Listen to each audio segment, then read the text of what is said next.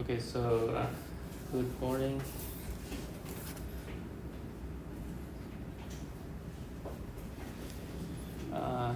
This is pretty much our last discussion. We still need to solve this problem. I just uploaded a new video just before I came to class. That is for the exercise. So I hope you check every exercise that I prepared.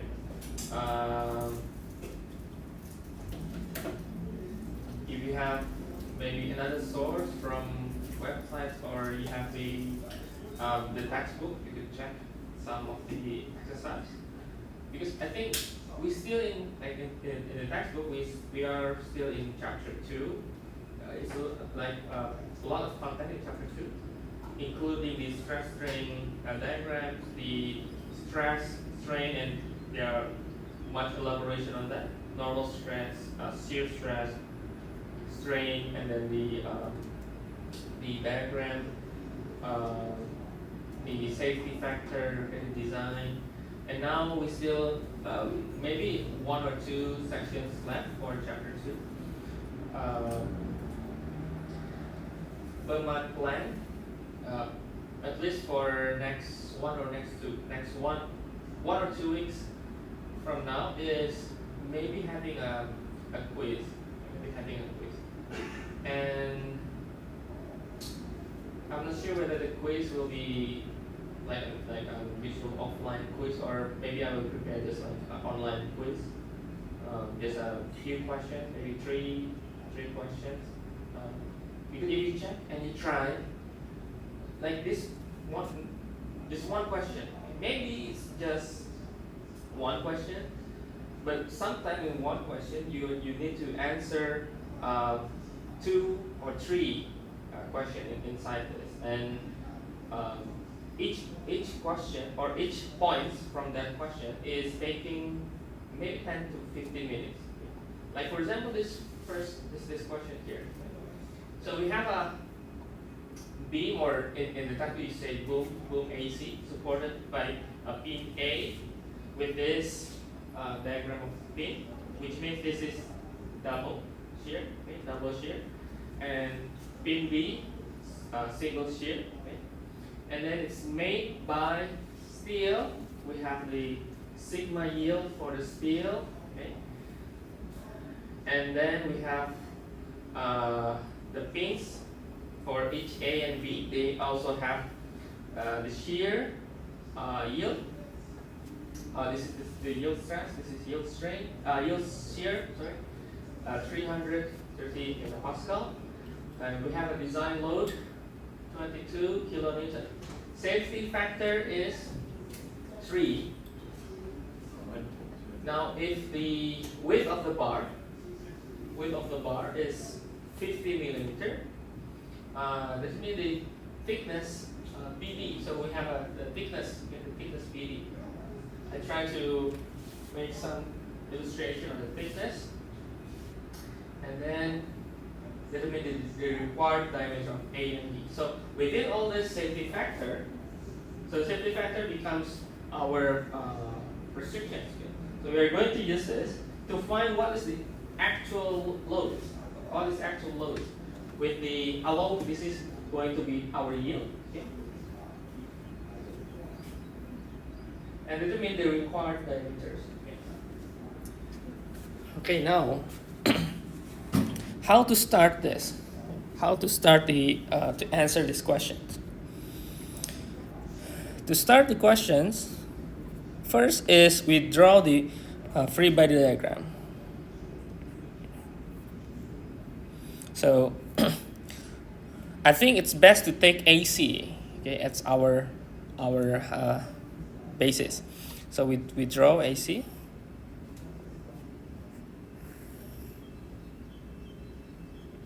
Okay. So this is A, this is C, and this is the 22 kilonewton, right? And then what will be, so we have A and then B in between, right? This here, around here. B. And we need to define all the, so there will be, let's make this force from the BD, right? The F, let's say FBD. And then we have, let's say we have here AY and AX, okay? Doesn't matter if you draw the opposite directions, it's okay. Okay, now what's the first thing?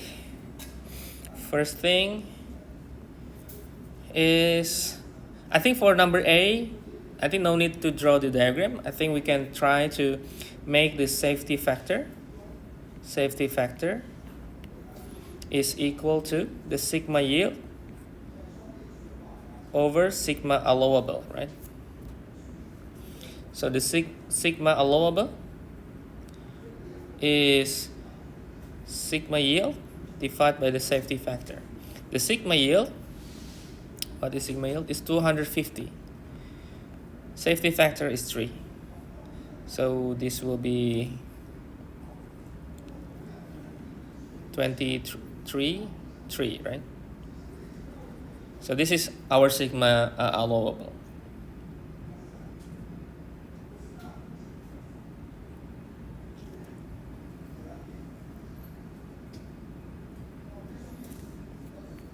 Now the FBD, we could get the FBD from, we know that the width, right? We know the width, and we know the allowable.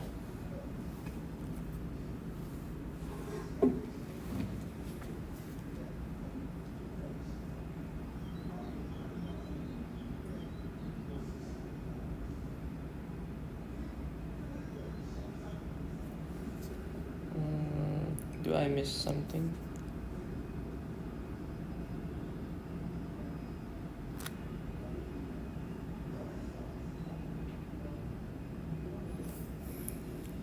Oh yeah, we need to find the statics first. Okay, so wait for a moment for FBD. So we need to calculate the statics. Okay, so let's start first from the moment. The moment at A. And what's the distance? Distance is, this is the distance. AB is 1.2. BC is 1.8, right? Okay. So moment on A. Let's say we are going to take that as a positive. Well, sometimes I'm doing this or maybe doing that. I hope you don't mind. That will be the same thing. Okay, you take it clockwise. You take the clockwise positive or counterclockwise positive. It doesn't matter. It doesn't matter because it will be in consistency. It's supposed to be the same equilibrium. Okay? So take the moment, and then we have what? We have 3, 4, 5. We have 3, 4, 5. So should I put here 3, 4, 5, right? 3, 4, 5.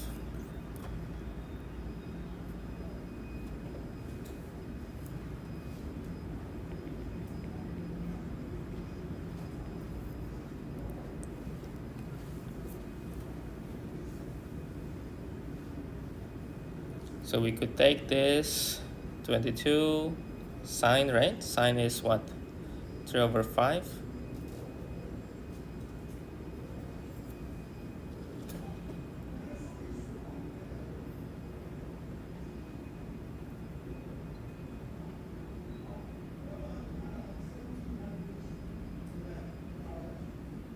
And this will be, so this will be, or maybe let me write the 22 sine theta.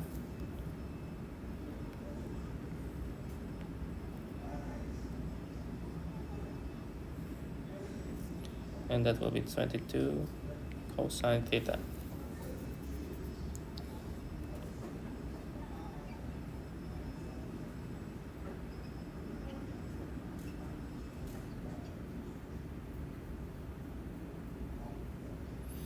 Okay, is that correct? Let me write with the green color.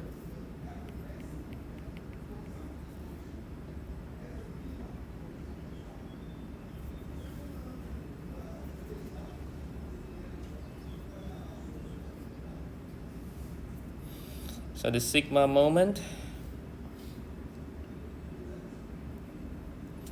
is negative FBD multiplied with 1.2, and then plus 22 multiplied with this sine. Sine is what, 3/5? 3, right? Let me check with my calculator.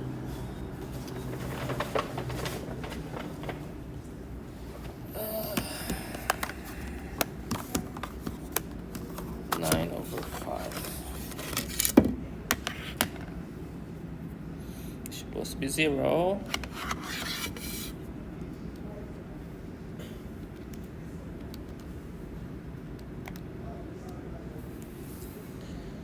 Okay, so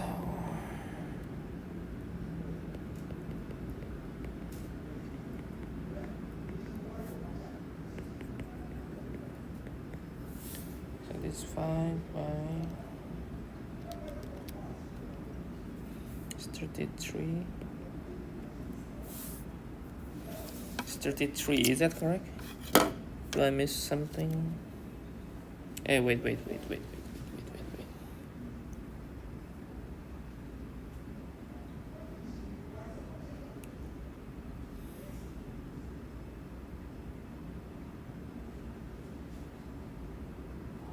Is it correct?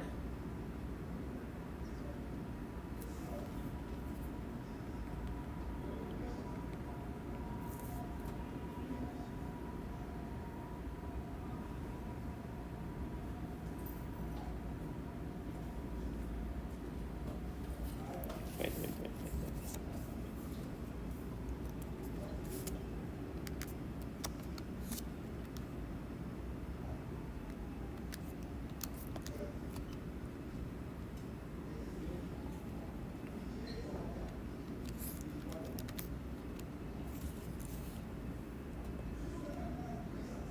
This is wrong, right? This is sine, right? Is it correct? This is sine. This is cosine. So this is 4/5.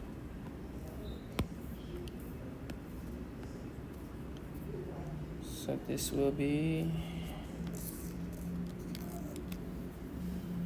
52.8. This will be 44, right? Okay, now it's, I think, correct. And then take the sigma f x equals 0 and sigma f y equals 0.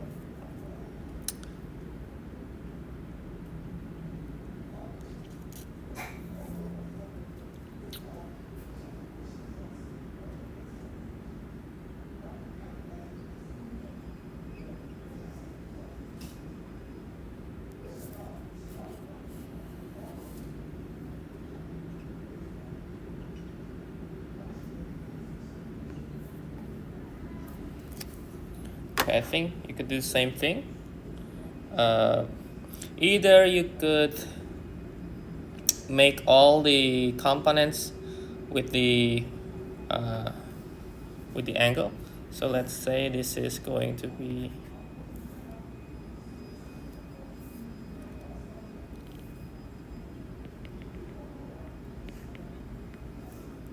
so you could take that and then make with the AY for this 22, AY, and then AX. You could also take that for this force here, and you could take this force here.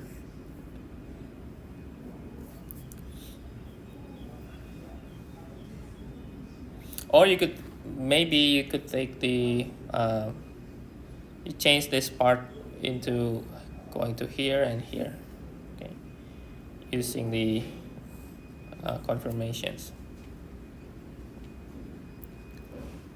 So either way, you will get the AY and AX. Let me just skip this part for a while, okay?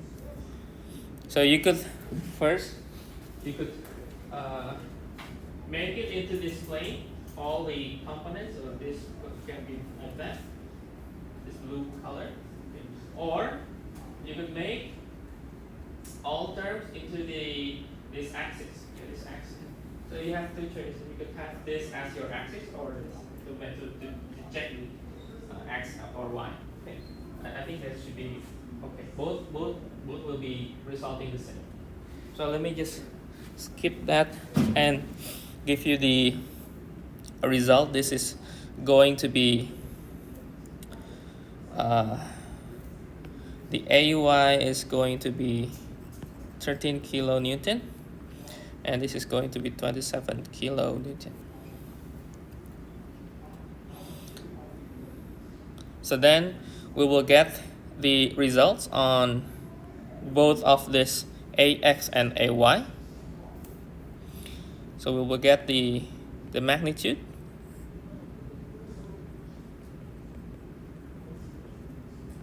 which is around 30 kilonewton.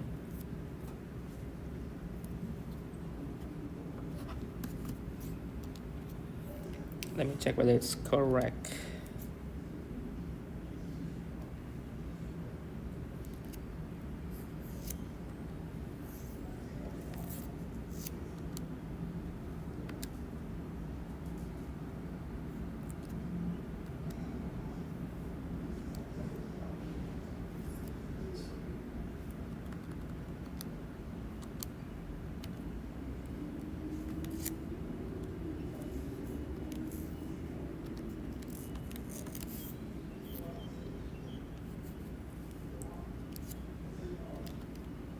Yeah, it's not really 30 to 29.9, so let's just say it's approximately.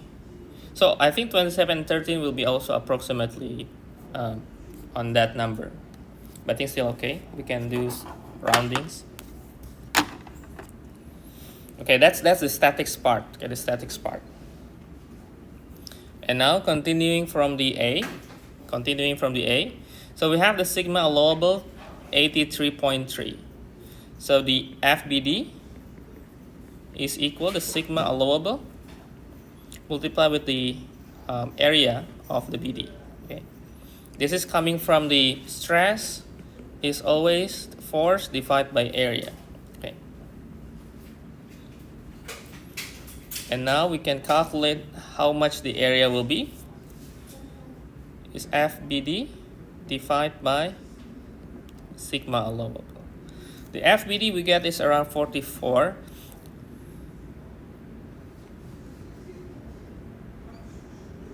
Sigma allowable is 83.3.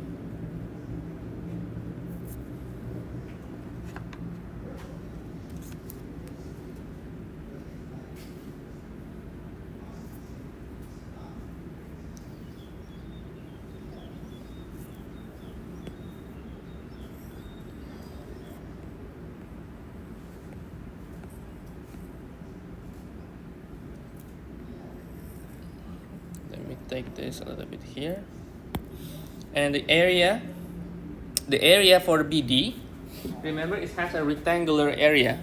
Okay, this BD, it says that it has a width 50 millimeter and P that we are going to find. So the area that the force will apply is P multiplied by W, right? So W, I mean, take some. This is 50 millimeter.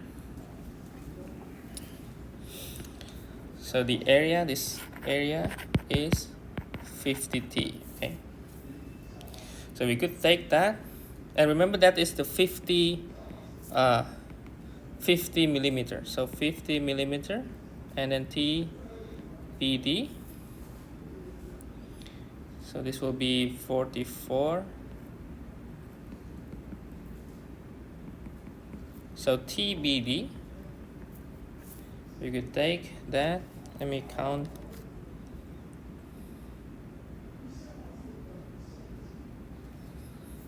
Let me just take this into 1000 for making a Newton. So when we divide, the result will be millimeter squared, right? Millimeter squared. So it will be in a millimeter directly. So 44 divide and then divide 50 is 10.56 millimeter. Okay, that's the thickness.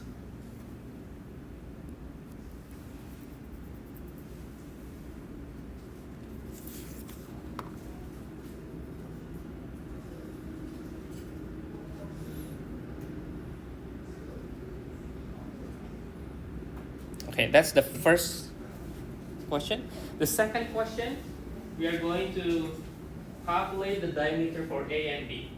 Okay, now before, in the statics part, we count the SBD and the AXAY, which is the force on A, right? That will be load for the shear, right, on the A and B.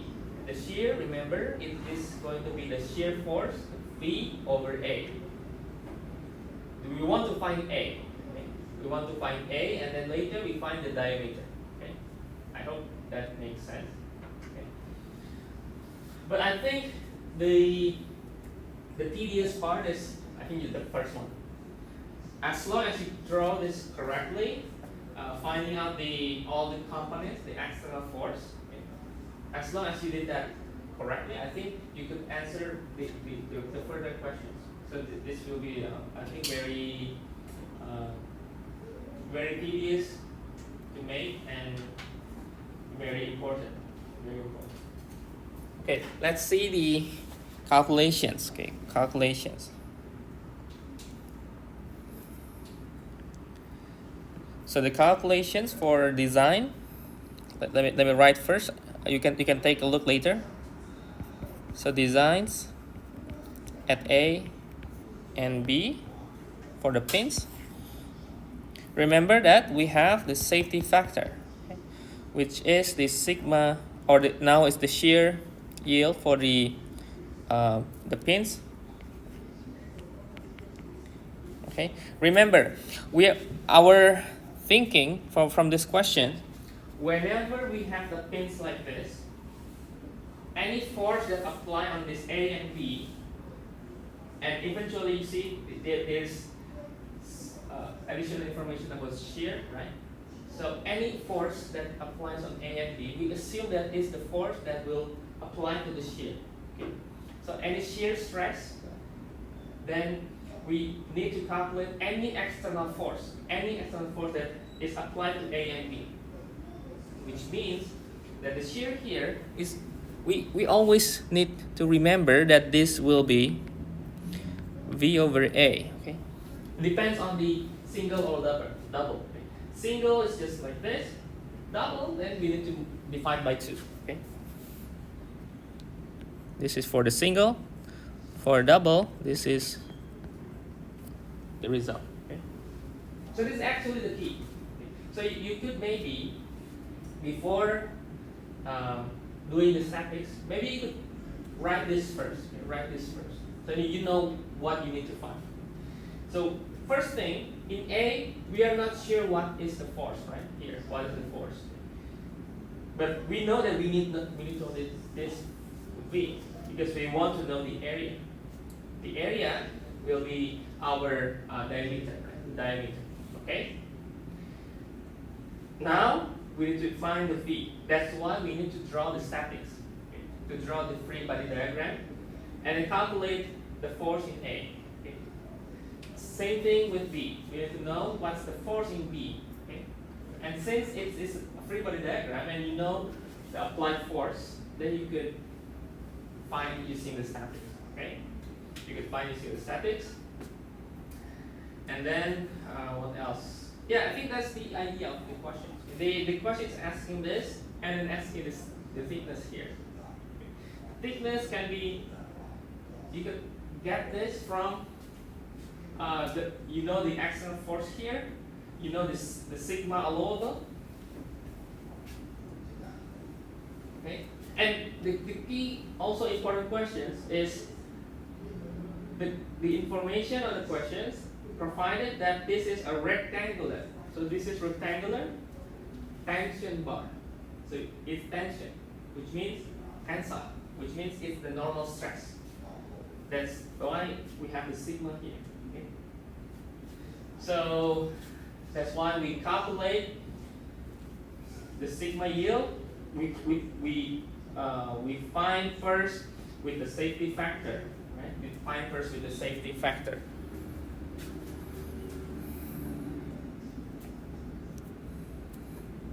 So we find first what is the allowable stress. Okay?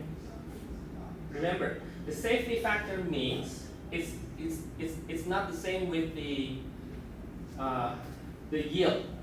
The yield is when it is plastically deformed, and we want that. Right? We don't want the material to be deformed. Okay, like when you enter the lift, and suddenly the lift is broken. We don't want that to happen, right? So we need to increase a little bit. That's why we have the safety factor. Okay, we need to multiply with something. So we find the sigma allowable, and then that is for finding the area. Okay? So okay, you could imagine that the force is sigma allowable multiplied with the area. So we need to find the force first on the BD. So the force for BD, again, that is came from the statics. So statics plays important role. So I hope you can review statics. So I think maybe giving you maybe an online quiz about maybe more on statics review to help you to get more familiar with the questions. Okay, and then now we focus on the design on the A and B. So first we have this, and we need to now count the sigma allowable, and both A and B, they have the same, right? They have the same sigma allowable, sigma yield, or not sigma, the tau shear. So tau allowable is 330 MPa divided by the safety factor is 3. So it's around 110 MPa. For A is double shear, right?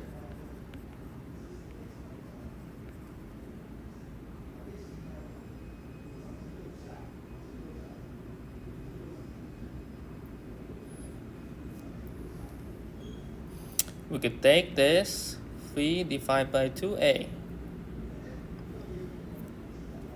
So A is, we could take half 3 over tau.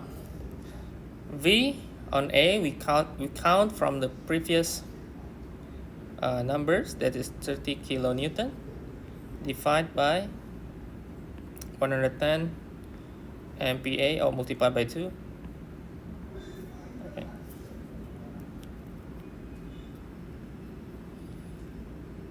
Maybe you could take this into Newton, so that we can have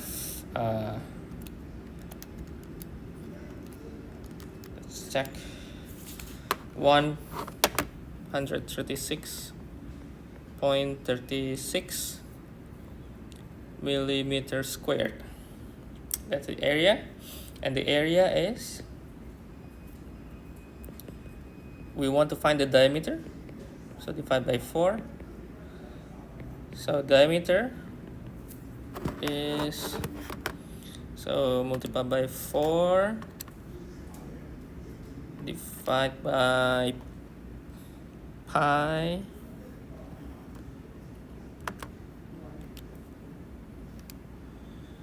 and then square root is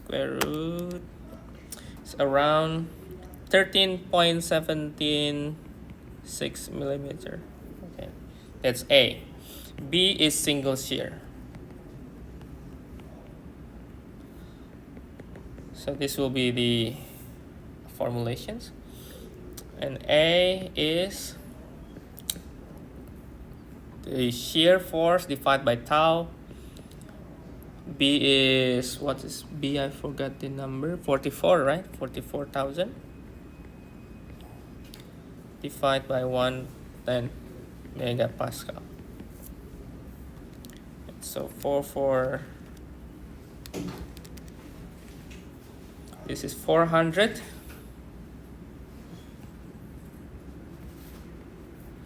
So A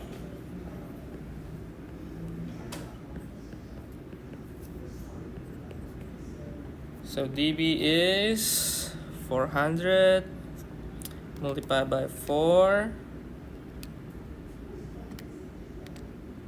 divided by pi.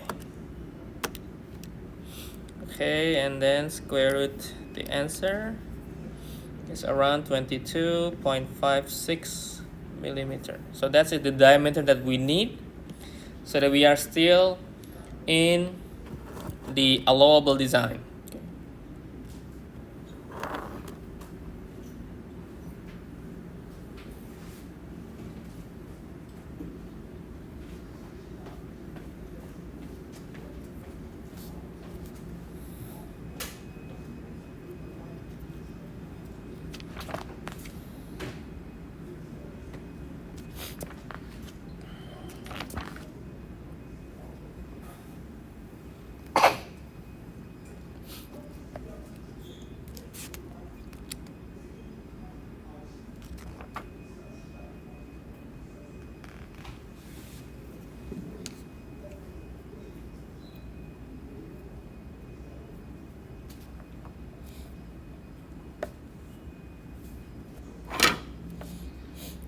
Okay.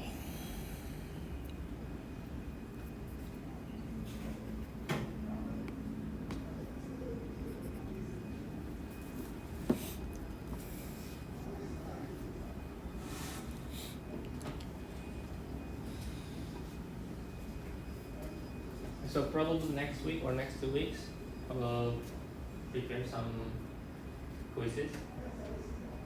Okay. But it will be online quiz. Okay. The content will be the chapter 1, which is the statics review. It's to make sure that you are familiar enough with the system. Because I think for the midterm, I think probably I think second week April. I'm not sure. The time is, let's check. Time.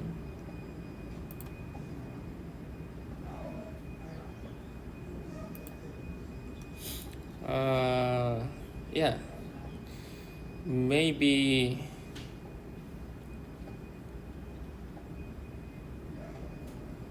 either April 4th or 11th. Okay. Depends on the section. The Content is chapter 1, which is statics, and chapter 2, which is the stress strain, all of the stress strain components, including the shear, okay, the shear stress, shear strain, the normal stress, extensional strain, the diagram.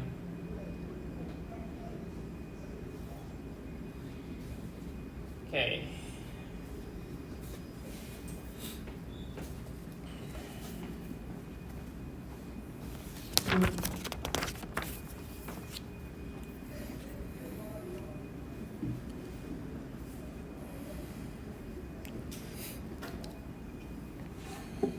And also I will prepare another exercise, and I hope you can try the exercise.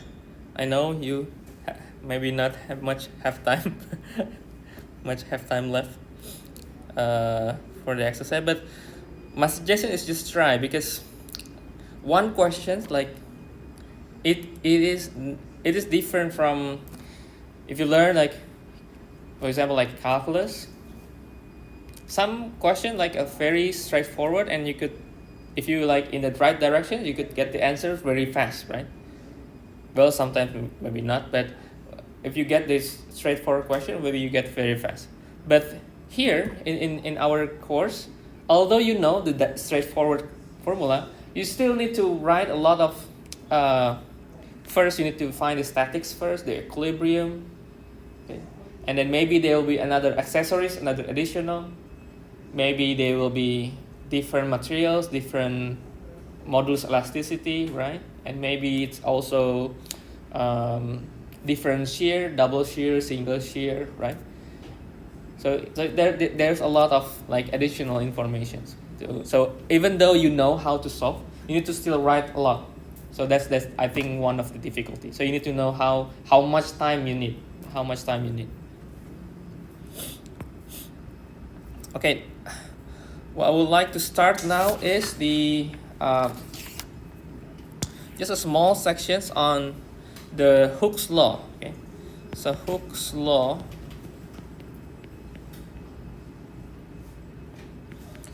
for plane stress. This is relations between E and G. The modulus, okay, the modulus. We know that on strain in x-axis is equal with the sigma on x-axis divided with the modulus of elasticity, right? This is, we call the uniaxial stress.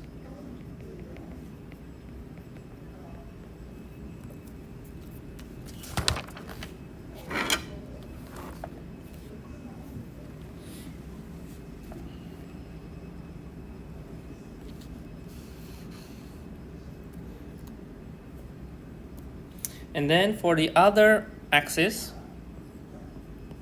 y and z, we are going to take this with this Poisson ratio, or we could take this, make it into the sigma over E. I hope my E can be differentiate between the strain and the modulus. Okay.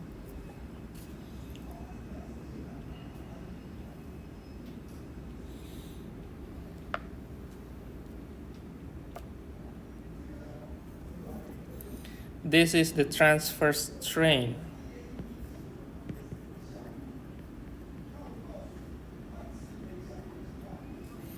Or maybe we can also write this as a longitudinal strain.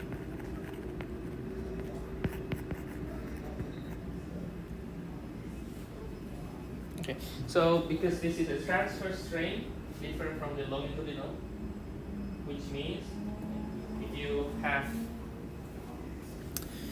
you have a material like this, okay, you take the uniaxial stress on the x-axis. Let's say this is the sigma x. What will happen? On the x-axis, it's going to be longer, but it's going to be shorter in this side, right?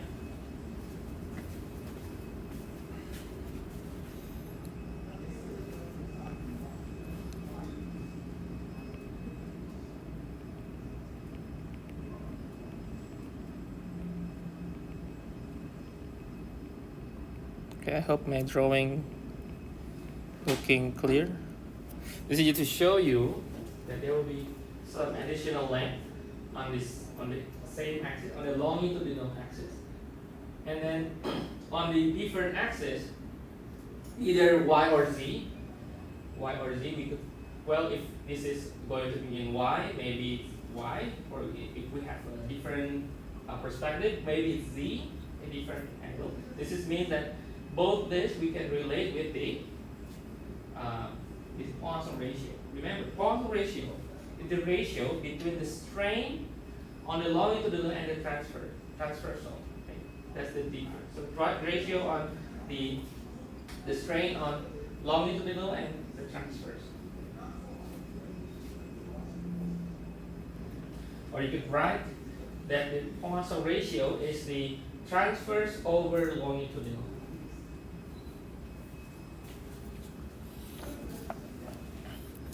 And then from the relations of E and G, we could write that shear modulus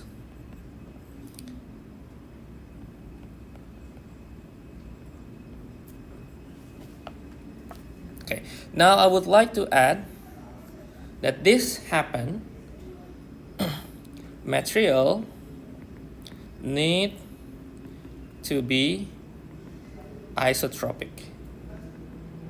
And this is a very important assumption. What is isotropic? Isotropic means, you know, iso means the same. Okay, so meaning this material needs to be independent of direction. So let me write here definition of isotropic. The property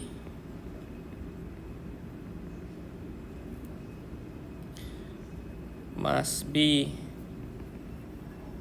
independent of orientation of body, Which means from every direction you have the same property. Okay, same property. Okay, like for example, if you imagine like a Kevlar, okay, I think I say this in polymer, but let me repeat. Kevlar is a fiber, right? Fiber that is oriented in one direction, but in other direction it's easy to cut off. But in one direction, it's very strong. So that's why when you have like a gunshot, it deflects the bullet because it has the strong direction here. So we designed the armor to be strong in one direction only. So it still has a weakness from the other side. Other materials, like how do you cut diamond? Diamond is very strong, but how do you cut? There will be some weak directions that is very vulnerable if we cut through that direction. That's how we cut diamond. If you cut diamond through the direction that is still strong, then we are very difficult. Okay? But even though we cut from the weak direction of the diamond, it's still very difficult, but we can do that. That's how we cut diamond. Okay, that's isotropic.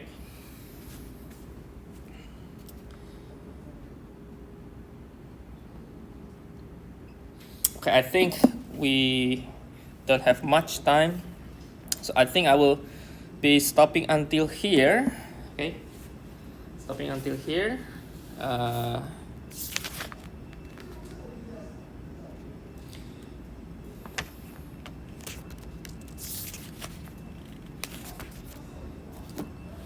Let me. Do I have another one here? Okay. The plane stress. Maybe just a few notes. Okay, few notes. What's because I haven't Said anything about the plane stress? Okay. The plane stress is two-dimension state. Okay, two-dimension state. But I need to draw that.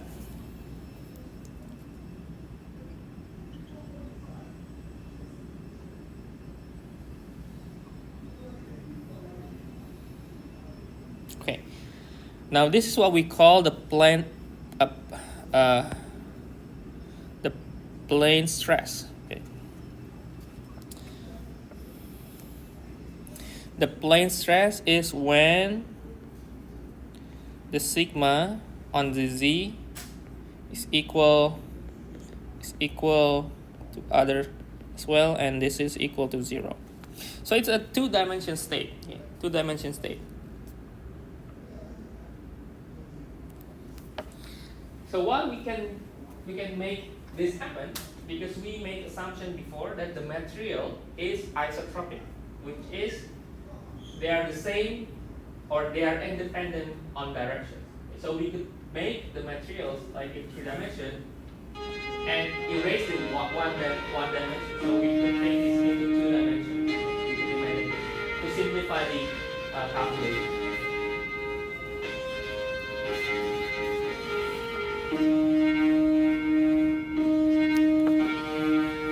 Okay, I think we are going to continue this on next Tuesday. Okay, so that's all for today's class.